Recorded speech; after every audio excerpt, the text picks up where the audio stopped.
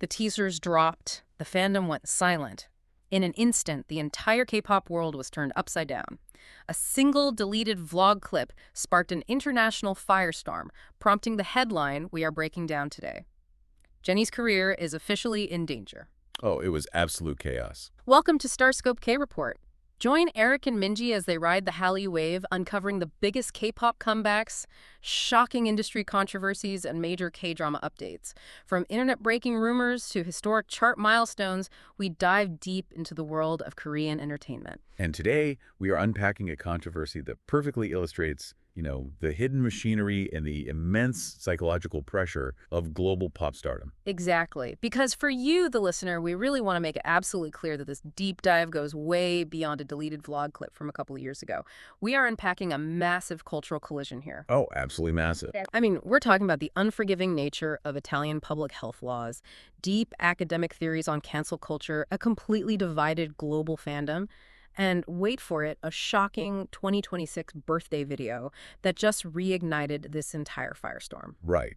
And to really understand the magnitude of this backlash, we have to look at the environment where it all started. The setting is crucial. Okay.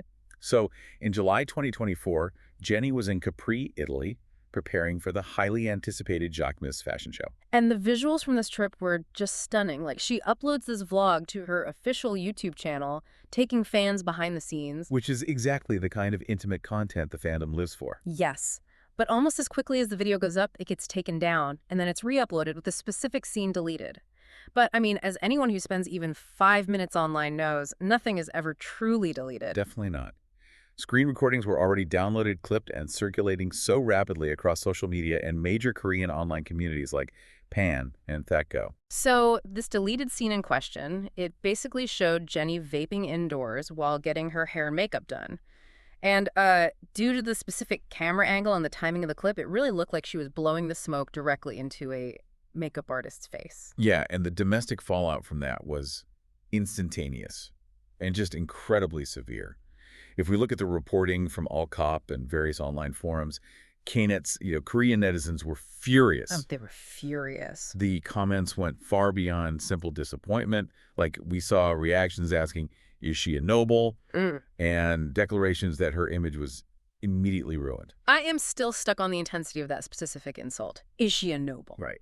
It tells us that the outrage wasn't really about the act of smoking itself. It was entirely about the context of the room. That is the core of the issue, exactly. Yeah. The underlying cultural trigger here is power dynamics, specifically what is often discussed in South Korean corporate and social culture regarding workplace hierarchy. The respect aspect. Exactly. There is a massive emphasis on respect for those working in service or subordinate roles.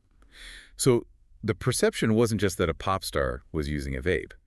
The perception was that a wealthy, powerful boss was subjecting her subordinate staff member to secondhand smoke without a second thought. Let me push back a bit, or at least offer an analogy to explain this to international fans. Because initially, she's a grown adult. Why is a vape pen suddenly a career-ending crisis? From a Western view, it makes no sense. Right. It feels like getting a standard speeding ticket and having the public demand you lose your career over it. But looking at the K-netz reaction, it's less like a speeding ticket and more like a politician being caught on a hot mic mocking their own constituents. The crime isn't the vape itself. The crime is the perceived breach of the social contract between the boss and the worker. That is a brilliant way to frame it. The domestic audience really felt they were seeing the mask slip. In K-pop, there is a specific role known as the visual. Oh, yeah. And while hardcore fans know this term well, it essentially means the member who serves as the flawless physical embodiment of the group's aesthetic. They are supposed to be untouchable, elegant, and perfect. And this shattered that. Completely.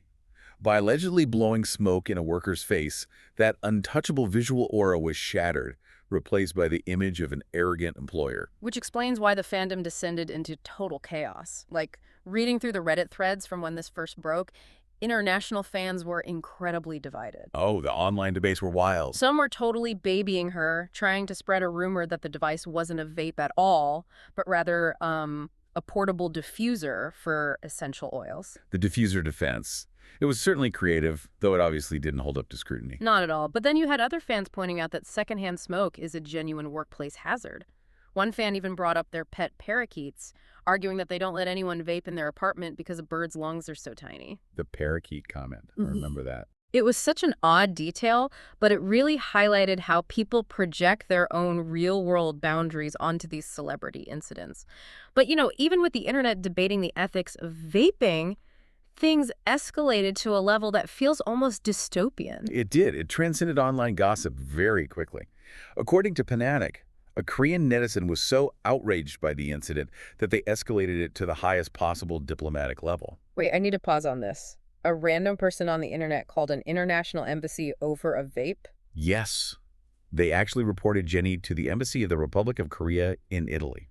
How does a citizen even go about reporting a pop star to a foreign embassy? I mean, what's the process? Well, they utilized the National Sinmungo system. This is a South Korean civil petition portal, and it's designed to allow citizens to file complaints directly to government ministries. Oh, wow. Yeah, it was originally intended for reporting administrative issues or, like, civil rights violations.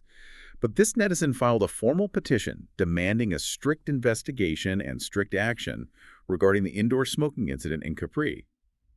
And then they proudly shared a screenshot of the completed complaint to the Ministry of Foreign Affairs on an online forum. That level of monitoring is just staggering. The idea that a government portal is being used to police a celebrity's behavior in a private dressing room halfway across the world, it just shows how intense the Hallyu wave microscope really is. It's an unprecedented level of surveillance, really. And clearly the pressure worked, because on July 9, 2024, OA Entertainment, which is Jennie's own label, released an official statement. They apologized for the indoor vaping and for causing inconvenience to the staff, stating she deeply regretted her mistake and had personally apologized to all the staff on site. But if you look at the immediate reaction to that statement, for many K-netz, it entirely failed to put out the fire. And this is where I really don't understand the PR strategy. Because if a Western artist gets in trouble for something like this, their publicist drops a sterile notes-ab apology on social media, the fans argue for a day, and everyone moves on. Right. It's just the standard playbook. Exactly. Why is that standard corporate approach uniquely damaging in the K-pop industry? To understand why the agency apology failed, we really have to look at the academic research on idol communication strategies. There is a fascinating paper published in Hallyu by researchers from Universitas Islam Negeri Robin Maas said Surakarta. Oh, I love when we can apply peer-reviewed sociology to pop culture drama. It's the best. So they analyze exactly how K-pop idols attempt to survive cancel culture, and they utilize William L. Benoit's 1997 image repair theory. Okay, so what does Benoit's theory tell us about this specific agency apology? Well, Benoit outlined several strategies for image repair, ranging from denial and evading responsibility, all the way down to mortification, which basically involves taking full responsibility and begging for forgiveness. Okay, makes sense. The paper pairs this with Al-Sharif's 2023 framework on emotional appeal. The issue with OA Entertainment's apology is that it was a typed, sterile agency statement. In the highly parasocial world of K-pop, an agency statement is viewed as a corporate shield. It completely lacks the required emotional appeal for mortification to be effective. Meaning fans don't want to hear from the lawyers, they want to hear from the artist. Precisely. The academic paper notes that because the line between a public figure's private life and public image has functionally disappeared in K-pop, idols are forced to perform their sincerity publicly. Right. This is why handwritten letters are the gold standard for K-pop apologies. A handwritten letter is a physical manifestation of vulnerability. It forces the idol to drop that glamorous visual persona and present themselves as a normal, flawed human being seeking forgiveness from the collective. That adds so much context. The domestic public felt the typed apology was just PR damage control, completely missing the expressions of shame and humility that they culturally demand. Exactly. Without that direct emotional connection, acknowledging the feelings of the victim in this case, the makeup artist, the apology was just flat out rejected. But that corporate apology only addressed the public's perception of the event. What actually happened in that room was a completely different story. A total different reality, yes. Which we only found out when a whistleblower stepped forward to flip the entire narrative upside down. And, real quick, to you listening, if you love staying updated on your favorites, make sure you're subscribed to Star Soap K Report. We've got even bigger scoops ahead. So let's examine this whistleblower. Right at the height of this massive public backlash, An anonymous staff member who was actually present in that Capri dressing room stepped forward to speak with the outlets Sports Chosen and Pinkvilla. And their account completely dismantled the arrogant boss narrative. First off, they clarified the setting. This wasn't some cramped hotel room. It was the designated, heavily ventilated waiting area for the Jacquemus fashion show. Right. And they also provided critical technical context about the device itself and the interpersonal interaction that took place before the camera even started rolling. Yes, the staff member claimed Jennie was using a bubble pen. For those unfamiliar, this is a specific type of flavored e-cigarette that you can just buy at local convenience stores. Very common, yeah. And here is the crucial detail that changes everything. The staff member stated on the record that Jennie explicitly asked for permission to smoke before doing it. She opened a window right next to her, and the staff in the room, who were reportedly smokers themselves, told her they didn't mind at all. The whistleblower also addressed the most damaging visual of the entire incident. The moment she exhaled the smoke directly toward the makeup artist. The infamous puff. Exactly. The staff member explained that this was basically just a terrible video edit and horrible coincidental timing. Just the worst luck. Right. Jennie took a drag, and right at that exact second, the makeup artist leaned in closely to look for a specific lip product. The timing of the exhale just perfectly, or rather imperfectly matched the artist leaning into the frame. Oh, wow. The staff member called the entire controversy a huge misunderstanding, adding that Jennie was incredibly stressed by the optics and kept apologizing even after the show ended, while the staff kept reassuring her it was totally fine. So if we look at the facts here, she asked for permission, the staff were smokers who didn't care, and the smoke-in-the-face visual was literally an accidental optical illusion. From a moral standpoint, case closed, right? The internet just massively overreacted to a nothing burger. Well, from a moral standpoint, perhaps. Yeah. But this is where we have to separate social permission from legal reality. Because regardless of whether the people in that specific room gave her the thumbs up, the federal law in Italy operates entirely independently of a makeup artist's blessing. Let's lay out the cold, hard facts on that, because this is where the cultural differences really clash. According to the public health advocacy site Clearing the Air and details compiled by Panatic, Italy has aggressively targeted indoor smoking for decades. They strictly banned indoor smoking in public places all the way back in 2005. It was a massive public health crusade across Europe, and Italy's only tightened those regulations in the years since. Right, like in 2014, the Italian government formally extended that indoor ban to cover e-cigarettes and vapes.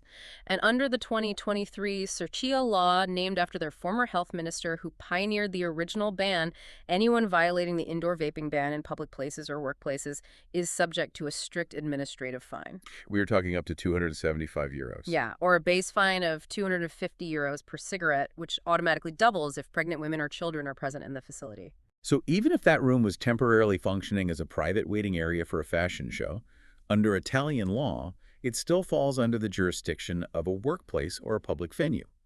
The public health mandate does not differentiate between a cigarette and a flavored bubble pen. Here is how I process this. It's like a teacher giving you permission to break a strict school rule. Just because the teacher is cool with it and says it's fine for you to have your phone out during an exam doesn't mean the school district's zero tolerance policy suddenly vanishes. You cannot casually override a national public health ban just because your colleagues are fine with it. That is the perfect analogy. And this undeniable legal reality is exactly why the story didn't just stay contained within the K-pop fandom ecosystem. It rapidly transformed into a global news story about the extreme scrutiny Korean celebrities face compared to their international peers. The Mail Business Newspaper, or MK, highlighted how mainstream global outlets jumped on this story. Networks like CNN, the BBC, and the South China Morning Post all ran extensive coverage of the Capri incident, and their editorial angle was fascinating. They weren't just reporting on a pop star getting caught with a vape.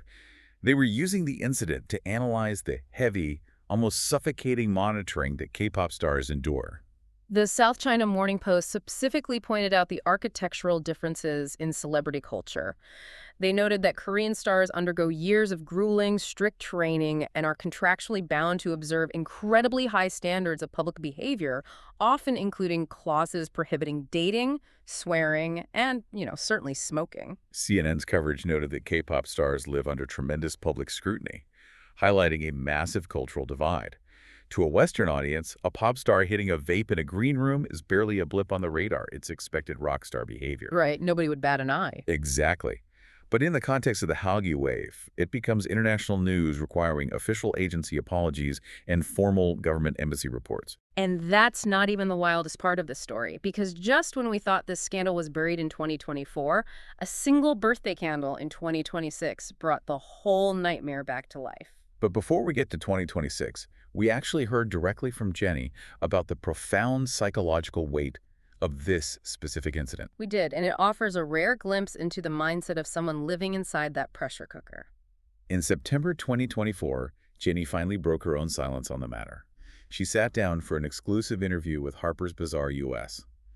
When the interviewer asked her about the indoor smoking controversy, she didn't deflect. Her response was incredibly telling and, quite melancholic. She said, "What can I do? If Koreans think it's wrong, I have to make up for it." That quote is just wow. What can I do? It hits so hard, it feels like this heavy sigh of total resignation. She went on to explain that she genuinely gets why the fans were upset, acknowledging that the backlash is tied to deep cultural history regarding respect and hierarchy. She literally stated that she, quote, "can't go against time." This raises a crucial point that academic sources address beautifully. Young and Shim's 2014 research highlights that K-pop idols aren't just seen as entertainers by the domestic public. They're viewed as global representatives of Korean culture. It's the ultimate burden of the crown. Precisely. When an idol missteps internationally, it's not just a personal failing. It is perceived by a vocal segment of domestic fans as a public failure, or a shame on the culture they represent globally. Jennie noted in that Harper's Bazaar interview that she is constantly trying to balance the massive collective expectations of her fame with her own individual pursuit of self. It is a constant, terrifying tightrope walk. She is trying to be a global IT girl, navigating Western celebrity circles where the culture is aggressively individualistic and rebellious, while still remaining beholden to the highly collectivist, respect-driven culture of her home country. It is a precarious balance. And that fundamental breach of the cultural contract we discussed earlier, that doesn't just heal with time. As we saw recently, the internet has a very long memory, and we saw exactly how deep that scar was over something as innocent as a birthday cake. Let's bring this deep dive into the present day. January 16th, 2026. Jennie uploads a video to her social media to celebrate a massive milestone, her 30th birthday. By all accounts, a completely innocuous celebration video. It could not have been more innocent. The aesthetic is fun, her friends are gathered around her, they're laughing and putting sunglasses and a cute headband on her while she holds her birthday cake. But then comes the 10-second performance that broke the internet all over again. A single visual trigger that brought the past rushing back. So a friend places a long, unlit birthday candle in Jennie's mouth. They light it. Jennie takes the lit candle from her lips, sticks it into the frosting of the cake, and then leans in and blows it out with a big, exaggerated puff of air. It is just a trendy, quirky way to blow out a candle that you see all over TikTok and Instagram.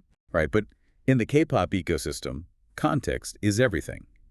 According to reports from MK, the sheer visual of Jennie holding a long, slender object in her lips and then immediately exhaling a visible puff of air, it functioned as a psychological tripwire. The fandom erupted all over again. Netizens immediately flooded the internet with side-by-side video comparisons of the Capri vape and the birthday candle. MK documented the intense K-netz reactions, quoting top comments like, "It reminds me of when she blew cigarette smoke at a staff member," and "I had forgotten about it, but this brought it back up." Right, there was that indoor smoking controversy. It just completely hijacked her 30th birthday celebration. A moment of joy was instantly weaponized. And to you listening, hit that subscribe button so you never miss a KT update, because you know this fandom never forgets a single detail. It powerfully demonstrates how an idol's image, once fractured, remains incredibly fragile. Even a completely unrelated joyful action can be instantaneously interpreted through the unforgiving lens of past controversies. So, synthesizing all of this, we have a global superstar caught between a staff member saying it was a total misunderstanding, European public health laws dictating it is functionally illegal, and a fandom that will vividly connect a novelty birthday candle to a vape pen 2 entire years later. If we look at the grand trajectory from the initial Capri vlog in 2024 to the embassy report, The failed corporate agency apology, the whistleblower's defense, her resignation in the Harper's Bazaar interview, and now this 2026 birthday backlash, it paints a vivid picture of an industry where redemption is rarely ever permanent. It is exhausting just tracking the timeline, let alone living it. You have to wonder about the immense mental toll this takes on the artist. Like she said, what can I do? She acknowledged the cultural expectations, she publicly apologized, she laid low on the issue, and still, she cannot even blow out a birthday candle in a trendy way without being aggressively dragged back to that waiting room in Italy. This leaves us with a critical and perhaps unanswerable dilemma about the nature of global fame in the modern digital age. If international fans see a young adult making a minor, victimless mistake, while domestic K-netz see a fundamental breach of cultural respect, how can any globally famous artist ever truly satisfy their entire fandom without completely losing their own identity in the process? You've been listening to Starscope Tay Report, where Eric and Minji bring you the stories shaping K-pop, K-dramas, and the global Hallyu wave. Thanks for tuning in, and don't forget to subscribe for more stories that keep the stars shining.